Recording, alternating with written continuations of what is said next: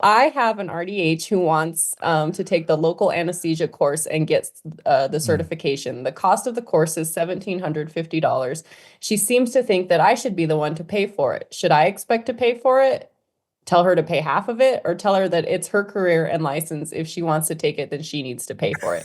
I see how this could potentially free me up from having to numb up patients um, for SCRP. Is that an Scaling acronym I and should? route planning. Yeah. Oh, phew, I should know that. Okay. SCRP, but I have a feeling that it's still it will she will still be coming to get me saying she tried and couldn't get them numb. What are your thoughts? Oh my goodness. She sounds a little sad. Okay. All right. So in the kindest way, like seriously, question mark, question mark, question mark. Like, like I'm so used to like, where's the emojis? Like, okay. All right. So I'm going to say this in the most loving way. This is a cultural situation. This is a leadership situation, and you're going to need to define what your core values are here. If your core values are that the people that are working for you are an extension of your brand, and you need them to be as specialized and skilled as possible, then somewhere in your core values, it should be like there should be some sort of, ongoing clinical evolution, or we're always striving to get better, or we're going to take every opportunity to continue our learning process throughout our careers. And as the owner of the practice, I'm going to do everything to support that.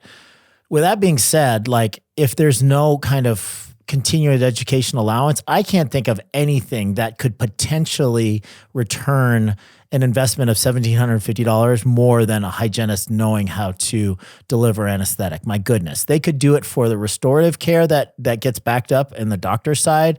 They could do it for themselves, and instead of you going over for 10 minutes before every scaling and root planing, then you don't have to worry about that. And that could literally be a column like when she's doing perio work that you don't even have to go in there for.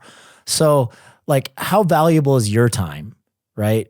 Is it worth more than $1,750 over a period of time? I would say probably yes, even if you only see that as a 5 to 10 minute, inconvenience every time they have a perio patient. But my goodness, come on, that is not a huge investment in your hygienist. Now I get it. I'm the overhead guy. I'm the systems guy. You want to make sure that you're prudent with every dollar that you spend. There are a couple safeguards because I have gotten burned by this a couple times. I had um, uh, one assistant that really wanted to get expanded functions, and we wanted him to be able to do our fillings for us.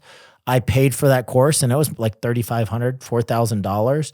And literally 3 weeks later, he quit once he had the certification, and I'll never again do it that way. I thought that he had enough, integrity to stay and work that off, but he took that little certificate and he bounced.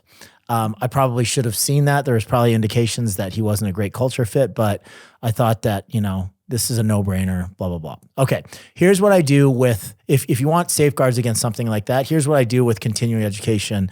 And I did this with courses that were up to $21,000 for, all X training, advanced surgical training. And I invested on the regular for different associates for those types of high level courses. The way that we did it is we turned it into a retentive mechanism, right? So if you have, say, trouble retaining hygienists just because of the nature of the workforce right now, where everybody's like poaching everybody else and they're offering $15 more an hour, and that just doesn't make sense for your practice.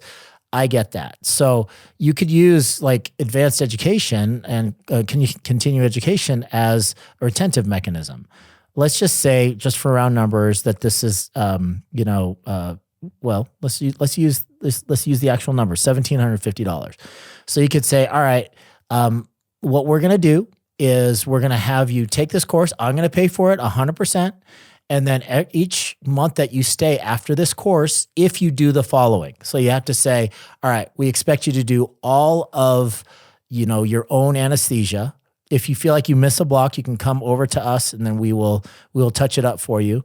And then we'll work with you to if you're consistently missing mandibular blocks, we'll work with you until you can ace that.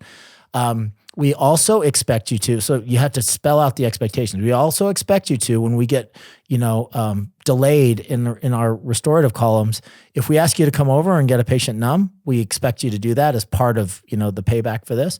And what we'll do is every month that you stay, we're going to take $175 off of this, this kind of allowance that we've given you. So you get at least 10 minutes, 10 months of retention from this particular person. Obviously, like if you're doing a $5,000 or $10,000 or $15,000 thing with an associate, you could spread that out over a longer period of time. Somewhere in that contract also has to say, if you leave anytime before 10 months, whatever the balance is, we're going to remove from your final paycheck. Boom.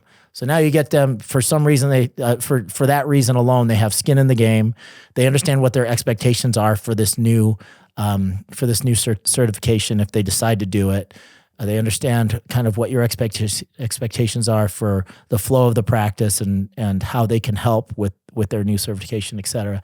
What happens is, often I've seen, is people pay for an implant course, and then the associate never has the confidence to ever do an implant. Or they pay for an anesthesia course, and then the hygienist never does their own anesthesia.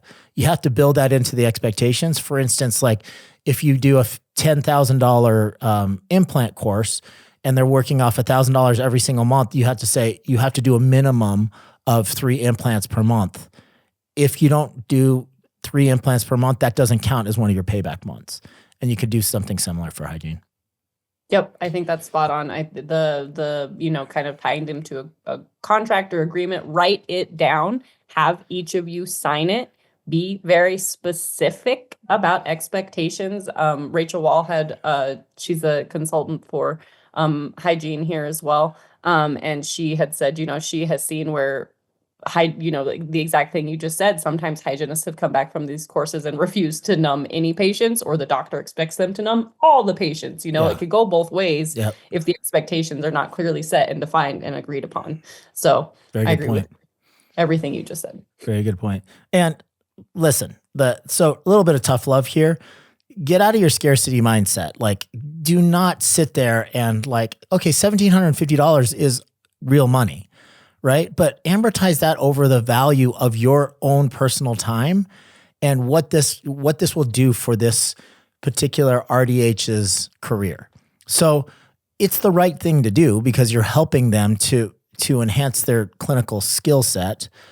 You're actually doing a service for your patient base and you're freeing up your own time. So, I mean, there's so many reasons why this makes sense for the right person to invest in the right person.